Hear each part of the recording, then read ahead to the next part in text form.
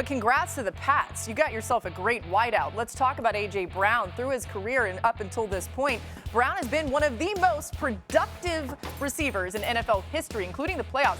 He's one of 7 players all time with at least 8,500 receiving yards and 60 touchdown catches in his first 7 seasons. The others, Jerry Rice, Randy Moss, Marvin Harrison, Larry Fitzgerald, Calvin Johnson, and Tyreek Hill. Pretty great company to be in. Mina, what do you make of the idea of Brown in that Patriots offense now that we know it's official? It's really exciting. Very good fit with the quarterback. Drake Maye is an aggressive thrower of the football, loves throwing it downfield. He's very accurate throwing it downfield. A.J. Brown is excellent, really at all 3 levels, but contested catch situations, red zone. You like the makeup of the receiver group now, which is really remade, right, with Romeo Doubs as a 2 and a mixture of Hollins, Douglas. We'll see what Kayshon Boutte's role is. And I'll add this, I think, so when we think about A.J. Brown and his skill set, the number one thing that comes to mind is his ability to beat man coverage. Statistically, been the best receiver in man coverage in football the last few years, and press.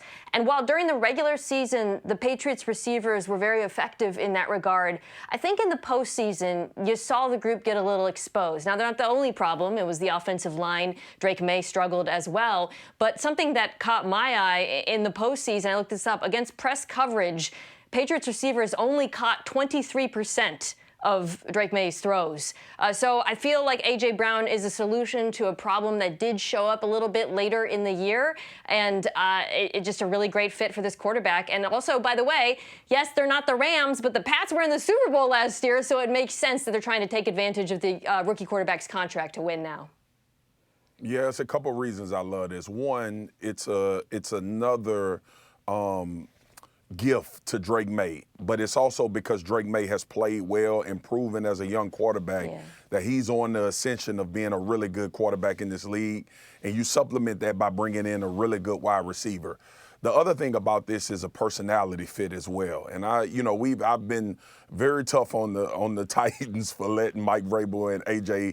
Brown go, and along with Derrick Henry. All 3 of those guys were in one place at one time.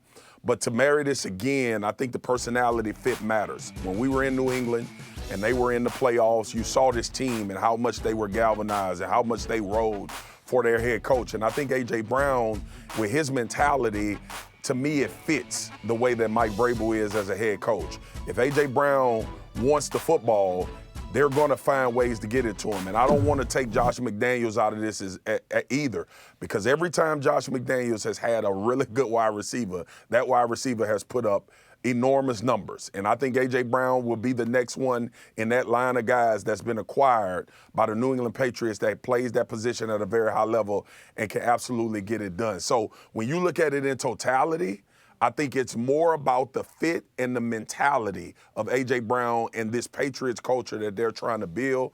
As a football player, we know A.J. Brown is going to play well and play at a high level. The trade itself is unique in that it's like the worst kept secret in the league, and it actually happened. These usually don't work this way. Like, it was the biggest topic at the Combine. Everyone was like, A.J. Brown's going to the Patriots. Then in free agency, the Patriots aren't going to break the bank on anyone but Romeo Doubs. It's because they think A.J. Brown is coming. And then draft week, Adam Schefter comes out and is like, oh, that trade's coming. As all the Boston beat reporters are like chasing it, like, wait, it is happening now? So I find it fascinating that no other team swooped in. Nothing fell apart at the last second. This is one that was kind of in the drawer since the Combine. And then it actually happens. And I guess we'll do the Eagles side of it. It kind of makes me sad, too, that, like, this is how it ends, right? Like, this was a great, great partnership, A.J. Brown and Jalen Hurts. And these guys were supposedly best friends from childhood. And, like, it actually is over. And I'm sad by that, because I thought those two had this great future ahead of them. And after the Super Bowl championship and the amazing performance that A.J. Brown had in that season 2 years ago, I was really hopeful that those two can find a way to make it work. But it sounds like bigger things were at play, and A.J. Brown is now on to his 3rd team, and he's back with Mike Vrabel. Yeah, you heard Jalen Hurts, even before this breaking news actually broke on our show, saying no one will ever replace how special it was what they did together. And the Eagles know how important A.J. Brown has been to them. This new on NFL Live, they just sent out this tweet. Thank you for everything, A.J. Special to see. He is now a Patriot. The Patriots, by the way, begin their season at the Seahawks, home against the Steelers, at the Jaguars, and at the Bills. They'll be